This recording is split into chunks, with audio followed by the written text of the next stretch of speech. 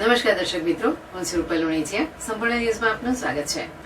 રાજકોટના ગેમ ઝોનમાં બનેલી ગોઝારી ઘટના બાદ રાજ્યભરનું વહીવટીતંત્ર સફાળું જાગ્યું છે ને ફરી કોઈ ગેમ ઝોન જેવી ઘટના ન બને તે માટે તકેદારીના પગલાં લેવાઈ રહ્યા છે. ત્યારે આજે યાત્રાધામ અંબાજી ખાતે એસટી ડેપોમાં પણ તકેદારીના ભાગરૂપે ડ્રાઈવર કંડક્ટરોને ફાયર ફાઈટર સાથે મોકડ્રીલ યોજવામાં આવી હતી. ખાસ કરીને બળબળતી ગરમીમાં એસટી બસના એન્જિનના ભાગમાં ભારે ગરમીના કારણે વાયરો ગરમ થઈ જતા ક્યારેક આગની ઘટના બનતી હોય છે. તેવી ઘટના ન બને તે માટે અંબાજી મંદિર ટ્રસ્ટના ફાયર ફાઈટર સંચાલક ભૂપેન્દ્ર રાવળ જીતુ વણઝારા દ્વારા માર્ગદર્શન કરાયું હતું અને કેવા સમયે ફાયર એક્ટિંગ્યુશરનો ઉપયોગ ક્યારે અને કેવી રીતે કરવો તેનું પ્રેક્ટિકલ બતાવીને સમજણ અપાઈ હતી.